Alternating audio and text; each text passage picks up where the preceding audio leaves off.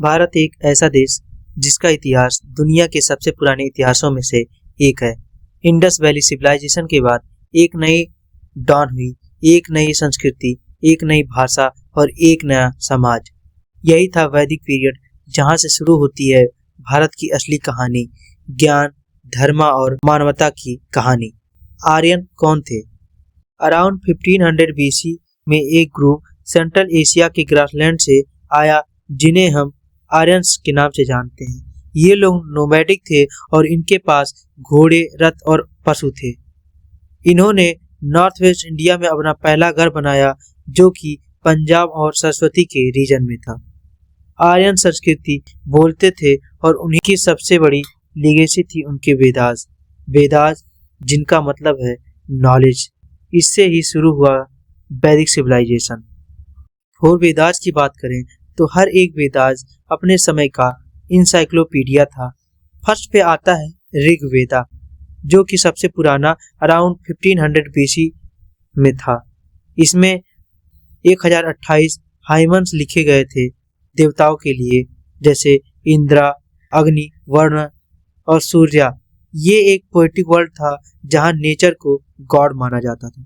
Second पे आता है सामवेदा, म्यूजिक और मेलोडी का वेद।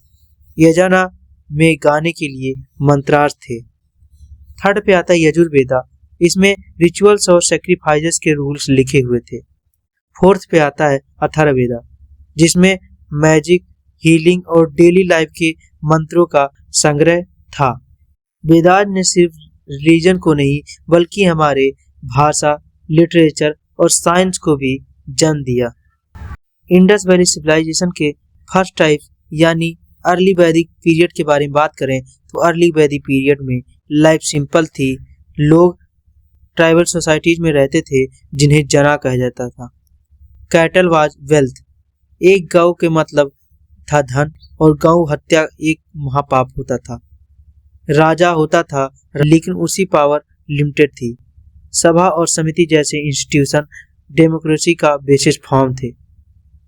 औरत रिस्पेक्टेड थी, उन्हें एजुकेशन मिलती थी, डिबेट में हिस्सेदारी मिलती थी और रिलीजन सिंपल था। कोई पोस्ट नहीं, कोई मूर्ति नहीं, बस यज्ञ और नेचर वर्शिप होता था। अब सेकंड में बात करते हैं लेटर वैदिक पीरियड की। टाइम के साथ साथ आर्यंस ईस्ट की तरफ बढ़े और गंगा प्लेन्स तक पहुंच गए। यहाँ फर्टाइल लैंड थी, एग्रीकल्चर बढ़ा और आयरन टूल्स ने फार्मिंग को रिवोल्यूशन किया। अब सोसाइटी बड़ी, ट्राइब से किंगडम बना, राजा पावरफुल हुआ और किंगशिप हेरिडेटरी बन गई। मंदिर और रिचुअल्स के सिस्टम बड़े कॉम्प्लेक्स होने लगे। इस समय से जन्म लिया वर्ण सिस्टम। ब्राह्मण जो कि पंडित होते थे, क्षत्रिय जो कि योद्धा होते थे और वैश्य जो कि व्यापारी और शूद्र जो कि नौकर होते थे। वैदिक सोसाइटी में लॉ का बेस था धर्म। हर वर्ण का अपना कर्तव्य था। राजा का ड्यूटी था प्रजा की रक्षा करना, ब्राह्मण का था धर्म सिखाना। ट्रेड और एग्रीकल्चर दोनों बढ़े। सिक्के नहीं थे, बार्टर सिस्टम चलता था। महिलाओं का स्टेटस धीरे धीरे खत्म होने लगा, जो शुरू में था लेकिन अब घर तक सीमित हो गया। तो दोस्तों, वैदिक पीरियड सिर्फ एक पुराना युग नहीं, ये भारत के सोल का जन्म था। ये वो समय था जहाँ से हमने सीखा कि knowledge is the divine and Dharma is life, और इसी से शुरू होती है भारत की असली कहानी।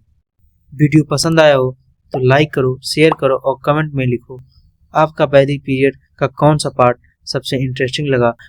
मिलते हैं नेक्स्ट वीडियो में। Thank you.